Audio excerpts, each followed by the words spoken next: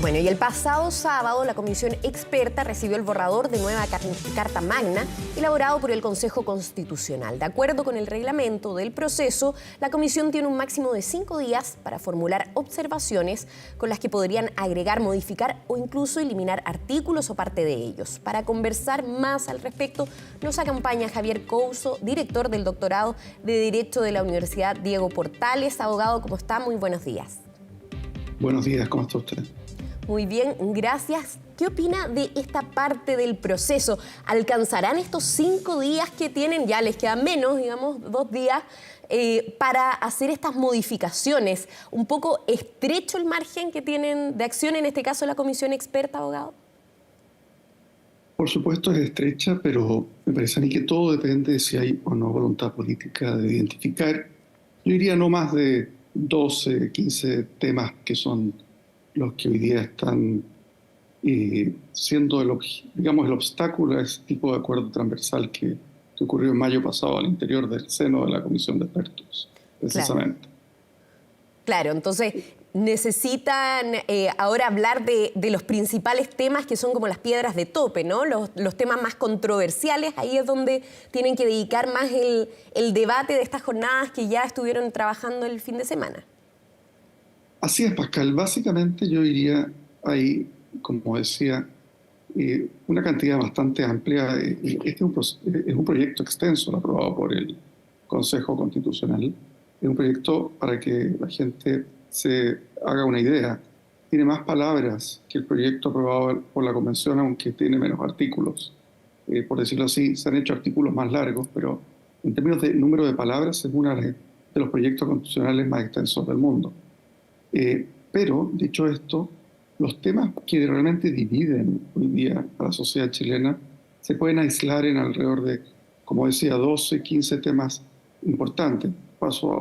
Son de 3 tipos de problemas, por decirlo así. Algunos tienen que ver con el estatus de cuestiones que tienen que ver con, por decirlo así, la agenda valórica que se ha dado a llamar, cuestiones sobre opciones valóricas que toma el proyecto del Consejo, que no tomaba el proyecto de los expertos, que tienen una impronta muy fuerte de republicanos.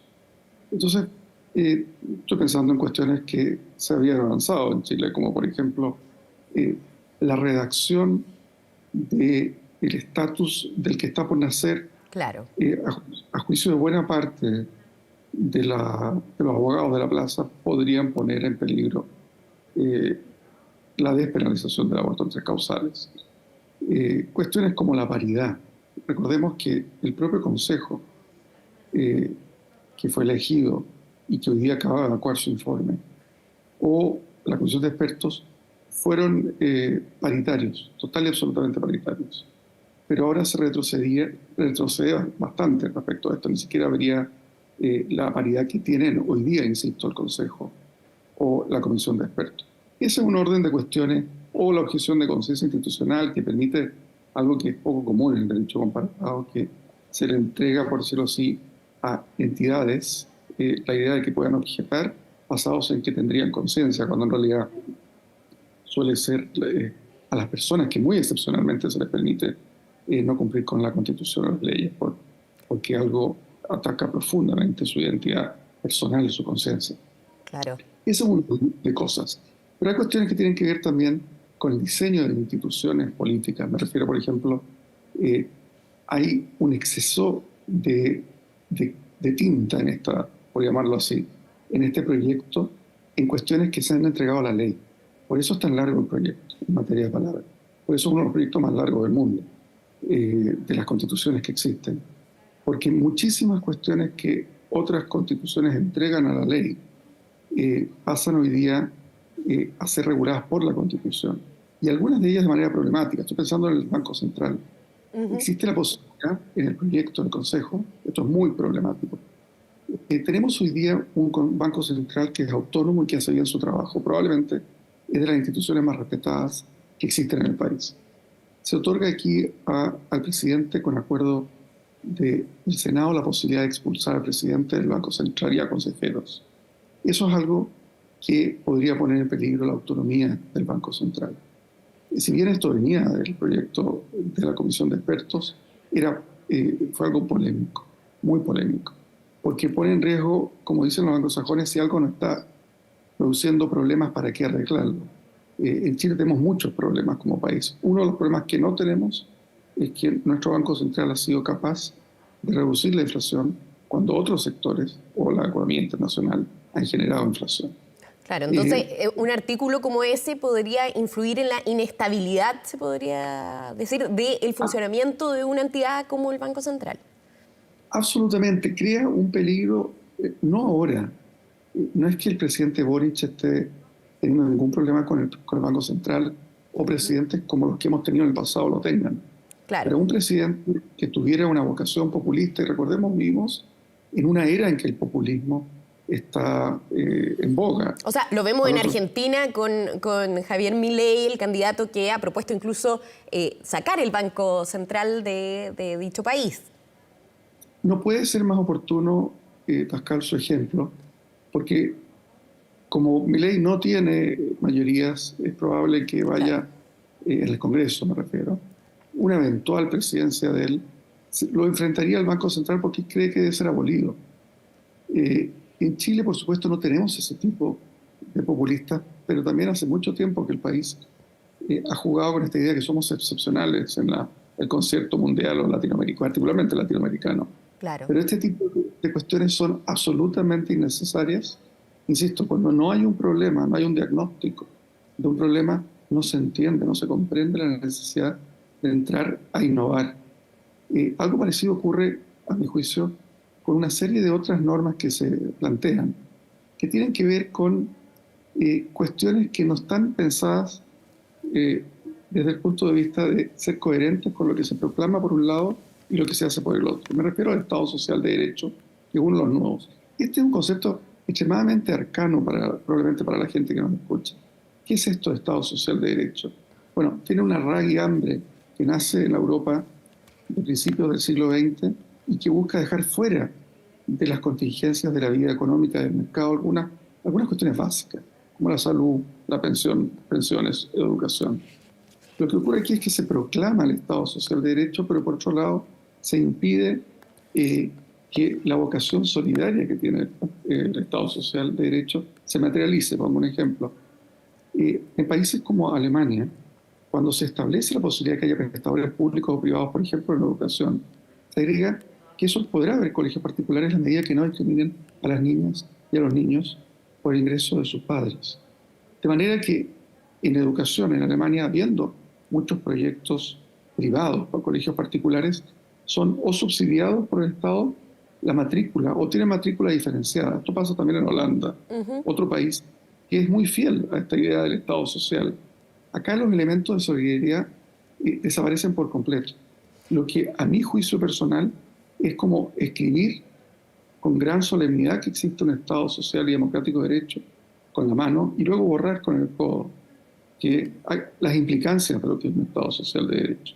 Claro. Llega a tal punto, esto se grafica, por ejemplo, en la propiedad sobre las cotizaciones. La gente ha reparado poco en esto.